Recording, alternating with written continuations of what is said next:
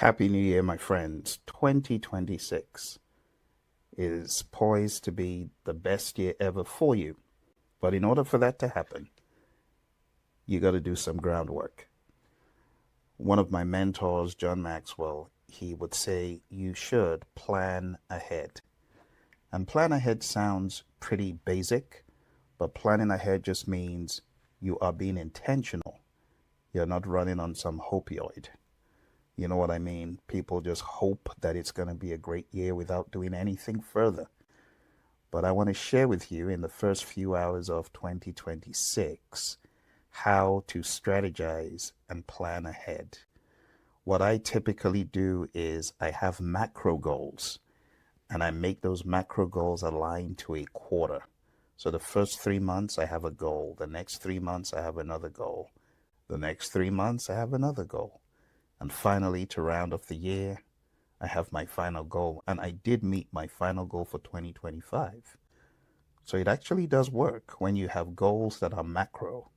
The problem is people decide to do a lot, and right out of the gate they fail because they don't have any recovery room. They don't have any wiggle room. In 2026, you need to give yourself some wiggle room. But there are also some strategic things you need to do to make it the best year ever.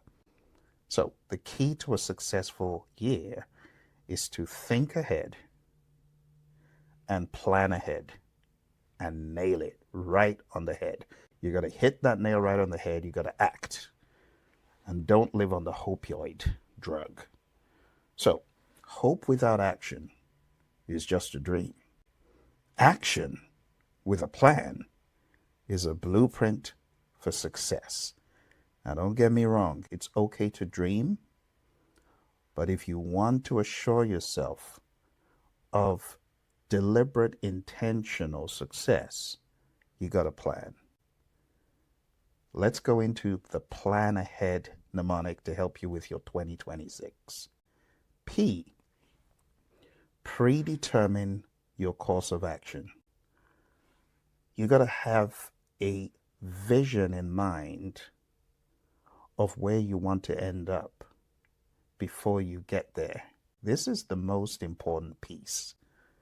The good book says, where there is no vision, the people will perish. Why is that? Because you're trying to do nothing planned. We don't want to be like that. So how do you plan ahead? Well, you do not wait for circumstances to dictate your path. What you need to do is decide in advance what success looks like for you. So map out your major moves. Like I said, you want to be on a quarterly mantra. What do I want for Q1? Q1 would be January, February, March, April. January, February, March. Then April, May, June will be Q2. July, August, September, Q3. And then October, November, December, Q4. It's very straightforward. So for my friends who are planning, what am I going to do? Ask yourself this question. What will bring me the greatest return? And what will bring me the greatest reward? Greatest return, greatest reward. Now for some of you, maybe you're trying to get out of debt. You got to ask yourself, what are the big things I could do to take me from where I am to where I want to go? What are the big things I could clear this debt? Don't be discouraged. I was there before. I remember back in the last couple of recessions, 2009, I was faced with a massive $70,000 debt. But I was able to get out of it by planning ahead. So again, my question to you would be very simple. You got to decide in advance what success looks like for you. Is it paying off a debt? Is it securing a new job? Is it mastering technology? Is it mastering some sort of software that you've been battling with for a long time? Is it knowledge that you need to acquire? Is it building something that you're working on? So you got to map out your major moves. Very important. Map out your major moves. And I know it's the first already, but you can spend today mapping out your major moves. There's nothing wrong in that. You see, winners know where they're going. They don't wander around. They walk with purpose. And predetermination eliminates hesitation. In other words, when you plan in advance, it eliminates the unsureness and it builds momentum from day one. So your action steps in my mind would be define your top 3 non-negotiable goals. Maybe there are 4 of them, one for every quarter, right? Write down the specific outcomes that you want to achieve and identify the key decisions you need to make up front. Create a vision statement for where you'll be at December 31st. Have a goal. The problem is a lot of folks are not focused on a goal. You see, instead of a stop doing list, right? I'm not going to do this, I'm not going to do this, I'm not going to do that. What will you do? What will you have achieved at the end of Q1, at the end of Q2? All right, so you got to be decisive. You got to be, this is what I'm going to do, this is where I'm going to go. All right, let's go to the next one. Next one we have L. Lay out your goals. Vague goals, they produce vague results. Specificity is power. There's something that we talk about in the world of business, and we talk about making your goals smart, specific, measurable, achievable, realistic, and time-bound. You've got to put that time wrapper around it. So lay out your goals, make them clear, make them measurable, make them visible, make them real. For me, because I lead a lot of people, what I typically do is I have goals, macro goals that I want all of us to achieve. And within those macro goals are my micro goals. And pedal to metal all the way. You know when you've achieved the goal. The people know as well. A goal without clarity is just wishful thinking. So break down big ambitions into quarterly milestones, and then those quarterly milestones, you can then break them down as you go tactically. And sometimes those micro goals may need to change, but your macro goals are in place. You can then break down monthly targets into weekly wins. You can break those weekly wins down into daily, but it starts with those macros, macro goals, right? So write down some SMART goals: specific, measurable, achievable, realistic or relevant, and time framed or time bound. Break your annual goals into quarterly checkpoints and create a visual goal board or tracker, and share your goals with an accountability partner. You want to make them clear. You want to make them measurable. All right, let's jump into the next one. The next one is allowing time. Allow time for adjustments. No plan survives first contact on change. This is a mistake many make. Many people expect the plan to just work like clockwork, but that's not how it does work. The way it works is you got to build in some flex time and pivot points. Rigidity breaks, but flexibility bends and adapts. That's what you got to remember. Life will always throw in curveballs. Markets are going to shift. Priorities will evolve. You might remember back in 2020, the beginning of 2020, no one anticipated the crazy COVID pandemic, but it hit. And when it did hit, the companies that survived today are the companies that had to pivot. They pivoted, they changed strategy, they changed plan, and that is exactly how you have to be. You have to allow time and allow time for adjustments, because life will throw curveballs and markets will shift. So your action steps are: schedule monthly review sessions to assess progress. Sit back and ask, what have I really accomplished? Build in a 20% buffer time into major projects. This is standard practice. Some people would say, oh, that's padding. It's just being smart. It's allowing time for the ebbs and flows of markets and shifting and environmental factors around you. Artificial intelligence is now a big part of a lot of your lives. And when AI shifts, you've got to pivot. When AI brings about new capabilities and new possibilities, a lot of markets have to pivot. So identify potential obstacles in advance, create contingency plans for high-risk initiatives. Be flexible and adaptive. You see, one of the things that I do on a regular basis is I look at what needs to be done, and I know based on marketplace conditions, based on environmental factors, when to pivot. When you gotta pivot, my friends. All right. So far, we've done the first layer. Predetermine your course of action, lay out your goals, and allow time for adjustments. Now let's double up so that we can get done, so you can go do your own plans, right? And notify key personnel. You cannot win alone. So communicate your vision to people who matter. Your team, family members, your partners in the game, stakeholders, and make sure you align. Alignment multiplies effort. When you have people knowing what you're working on, they help you get there. They hold you accountable. When everyone knows the destination, they can help navigate. Transparency builds trust, and trust builds momentum. Momentum builds results. The action steps I would advise is share your 2025 vision with family and close collaborators. Clearly communicate expectations and timelines, and identify whose support you need and ask for it. Create shared calendars for key milestones, so ensure that there's enough communication and alignment. The next is A, allow time for acceptance. Big changes need time to sink in. You know, one of the killers of change is what we call Kayaku in the Japanese. It means needless, tedious change, bad change. There's a difference between good change that people perceive as being valuable to them and bad change, which is sudden and aggressive. We don't want that. We want change to seep in, and that's when we need to allow time for acceptance. Big changes take time to sink in, so give people space to process. I know a lot of you CEOs, you're planning big things for 2026. Your people have no clue. And when it hits them, it's going to hit them bigger than a ton of bricks, faster than they could ever blink.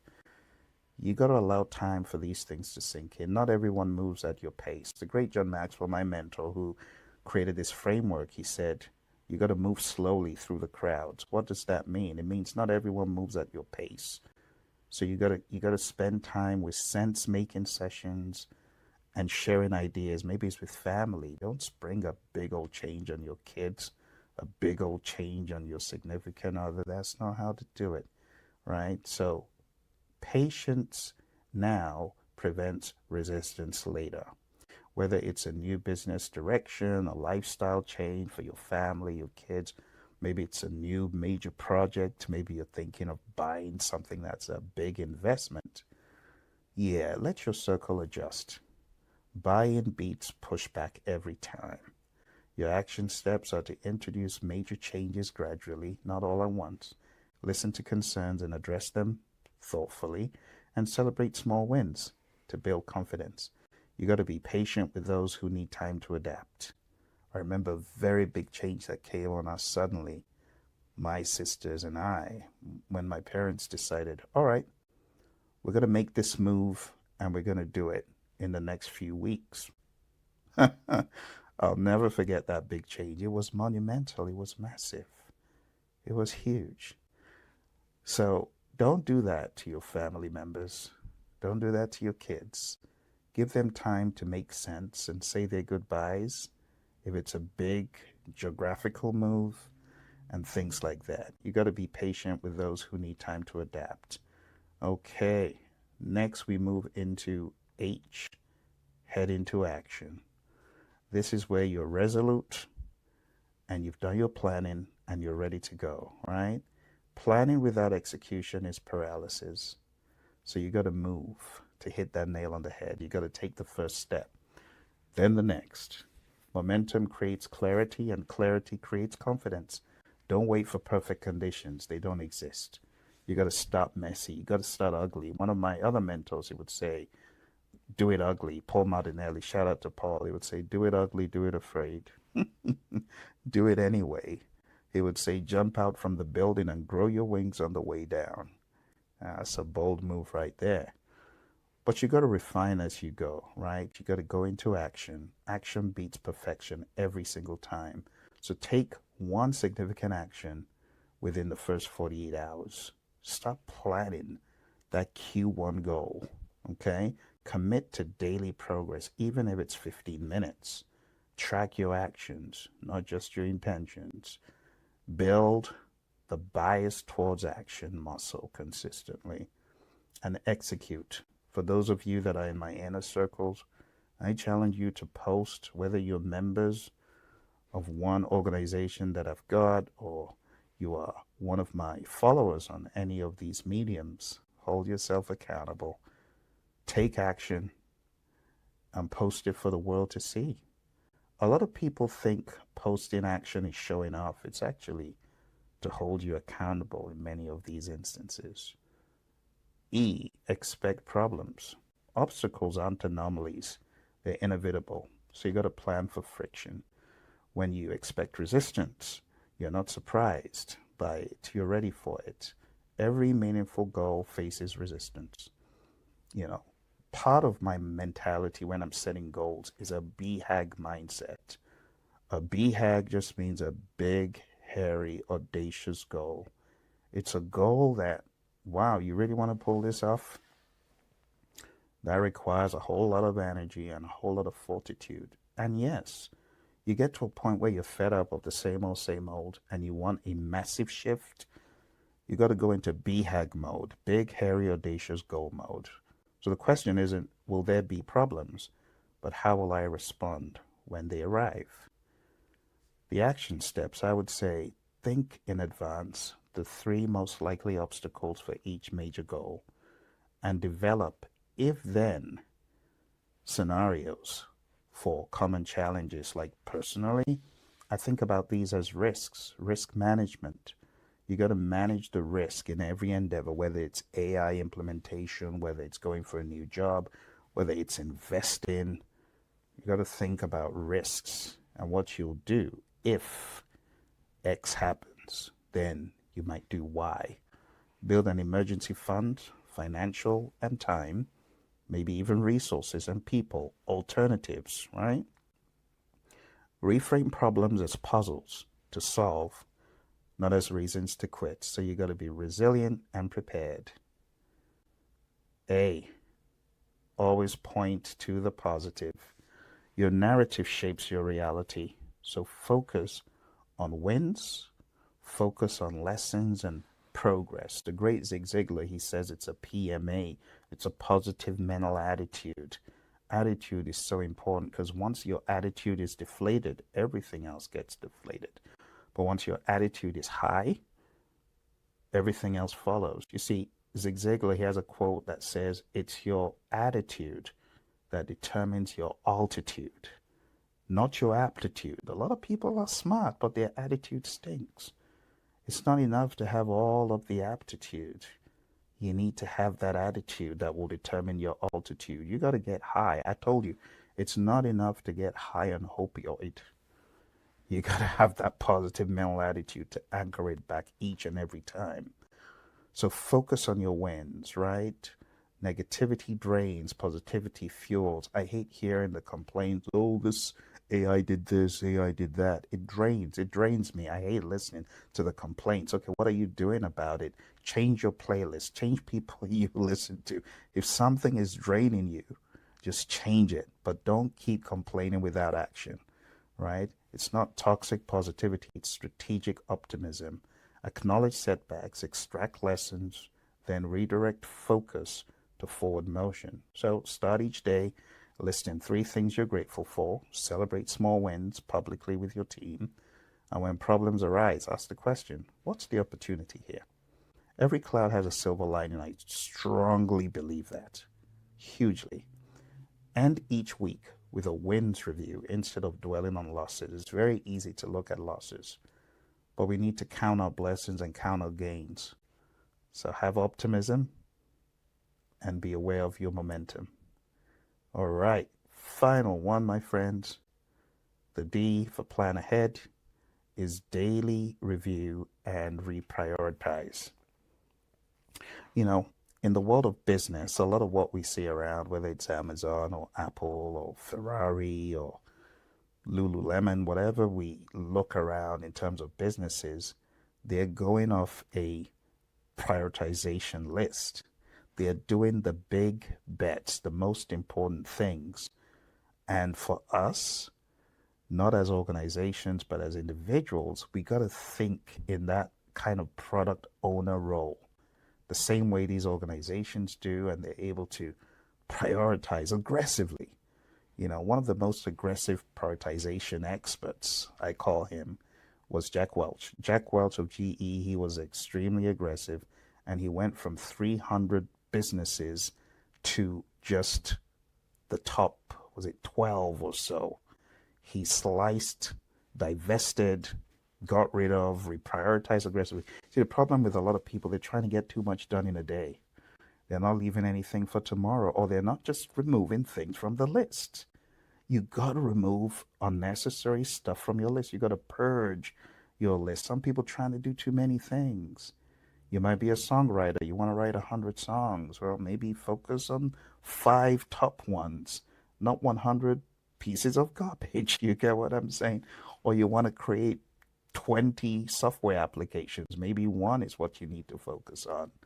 You want to do all these things, but maybe it's just the top 10%. How about that? How about that? Make it go down from 100% to the top 10. And these are the ideas you need to have as you go through the quarters, because there'll be many things vying for your attention, but you got to kill the noise and the unnecessary. You got to kill the ugly things before they drain you. You know, time is your most important asset. The problem isn't knowing what to do. The problem for a lot of people is time. And that's why organizations hire, because they can get many people to spend that time. It's really a time game. So the most powerful habit, my friend, is daily recalibration. Review progress, adjust priorities, recommit to what matters based on reward. What gives you the highest return, as John Maxwell would say, the highest return, the highest reward. You also need to look at risk. What is in danger of not being done that is massively important? Those are the things you need to protect and hedge. If there's something that is so critical for your family or for your business, and there's a big risk of it not getting done, then you got to hedge those things. You got to reprioritize, you see. You also got to prioritize value. So value to you, value to your family. What was urgent yesterday might not matter today. So you got to stay fluid. You got to stay focused. You got to have daily reviews to keep you on the right path, even as the landscape changes. So the action steps, I would say, is set a 10-minute daily review, right? Daily review, morning or evening, and ask, did today's actions align with my priorities, and adjust tomorrow's plan based on today's insights. And you're always rationalizing on a day-by-day basis. Use the 3 filter test. Does this task offer high reward? Does it offer low risk and high value to my family and to me? You got to think about reward or return. You got to think about risk. You got to think about value. Now, if there's something that delivers high reward and high risk, and it is inevitable, it must be done, then you can also reprioritize based on that. High risk, high reward. The most important thing, high risk, high reward, high value, those things have to be done. And you reprioritize based on that. If there's something that absolutely must be done, it's a BHAG, it's absolutely vital, then you're going to have to do it. And you know the best time to do those things is earlier on, so that the possibility of you actually achieving them is heightened. Because if you do them too late, well, 2026 is going to go, and it's going to go on your bucket list again. See, but if it's critical for 2026, you got to plan it in. Take it head on, be bold, be aggressive. You got to be a savage. With these goals, you got to be a savage. So there you go. Plan ahead. Predetermine your course of action. Lay out your goals. Allow time for adjustment. Notify key personnel. Allow time for acceptance. Head into action. Expect problems. Always point to the positive and daily review and reprioritize.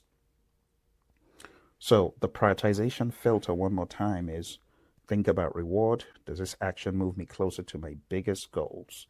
Will it generate meaningful results? Risk. What are the downsides? Can I afford the cost? If this doesn't work, is the risk proportionate to the reward?